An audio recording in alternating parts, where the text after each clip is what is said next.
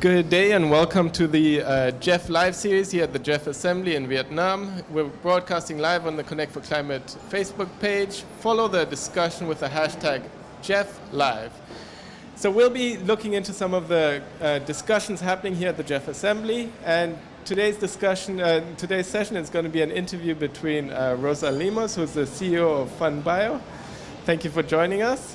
As well as Jeff Lean. Jeff Lean has over 50 years of experience in environmental journalism. So right over to you. Oh, hi, Rosa. We've not met before, but we've corresponded, and you've written for me, so it's a great pleasure to meet. It's a great pleasure to be here. Thank you very much. But you're known, of course, for your work in the Amazon, and everyone in the world has heard about the Amazon. But perhaps not everybody, and everyone is concerned about tropical rainforests. You know, the two in their mind. They think felling tropical rainforests is a bad thing. But I don't think they really know how important the Amazon is. Can you tell us to the world? Yes, I believe that it's one of the most important tropical forests because of its extension. In terms of size, it beats anywhere else.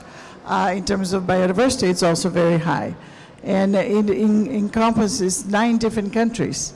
So when you talk about the Amazon forest, you're talking about a river that detains 20% of the water, the fresh water in the world. You're talking about 9 countries. You're talking about millions and millions of hectares of forest that it still stands. So it has a great effect not only biodiversity, but in climate as well.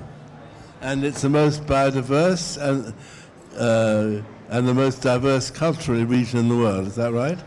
That's right. And it sort of affects the weather of the whole of Latin America. As I understand it, it generates the rain which then goes off to the Andes and turns left and then falls on the agricultural areas of Brazil. That's very right. Well, the trees evaporate. Yes. And they create rainfall that travels to the east and reach the Andes, the chain, the mountain chain, and then goes down. So the rain that supports agriculture in the south and southeast of Brazil and other countries depend on the forest in the Amazon.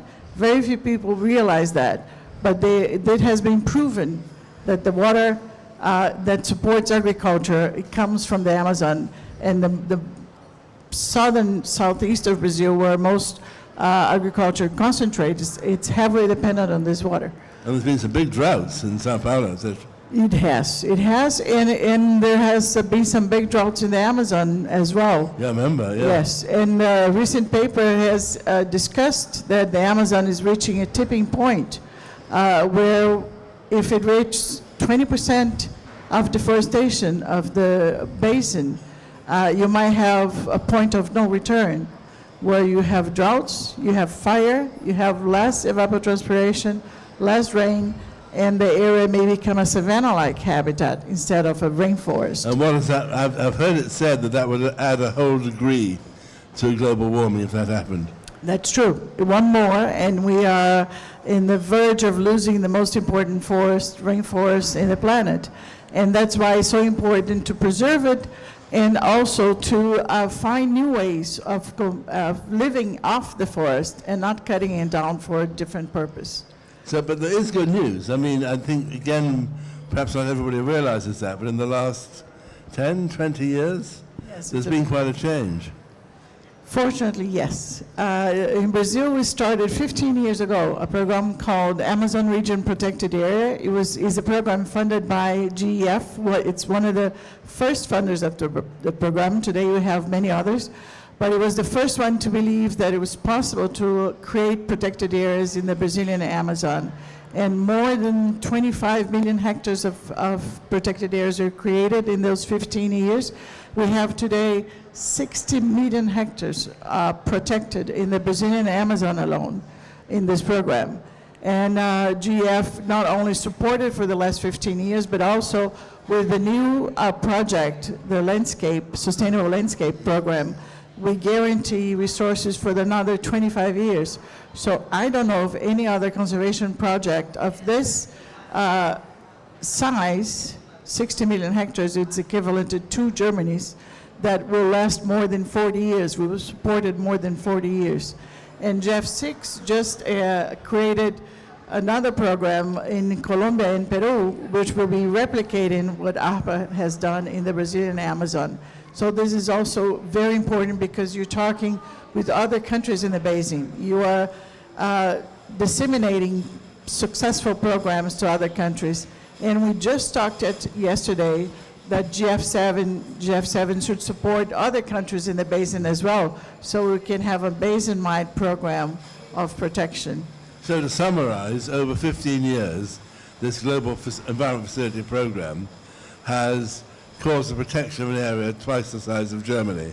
And they're now guaranteeing to go on for another 25 years in Brazil, but also Colombia and Peru have been brought in with similar schemes, and other countries are doing something similar. I mean, do you know anywhere in the world where things have been moving on quite this scale? I don't know of another project of this scale. I really don't. It may exist, but I have no knowledge of any other project that has lasted so long and has gone through different governments, 4 different governments. The program is still strong.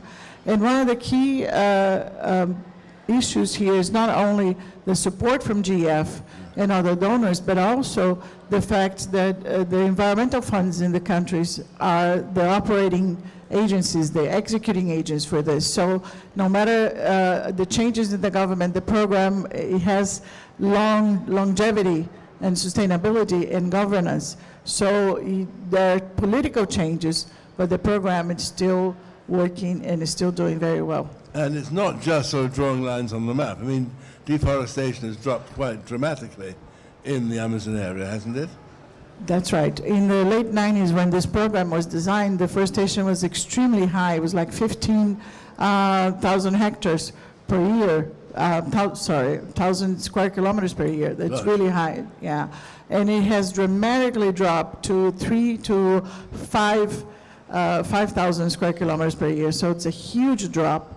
And we wanted to continue, actually we want to get to zero deforestation in the next few years. That's still not possible, but this is a goal that we are pursuing. And is that down to government policies as well as creating reserves? Definitely. There's a policy of no deforestation, patrolling, command and control policy, combined with creation of protected areas. So we have created large corridors that connect different categories of protected areas as well as indigenous lands. So you have corridors that are like 25 million hectares long, and that makes the big difference in terms of landscape, in terms of conservation, in terms of security. And wildlife can move along them, and you don't split these places up. Exactly. You maintain the system, you maintain the function of the system. But haven't there been worries that things were going backwards in Brazil for a while? I mean, there have been moves in the parliament by the agrarians, haven't there, to increase deforestation? Yes, it is. And unfortunately, I think this is a global movement. We have been moving backwards from the last few years.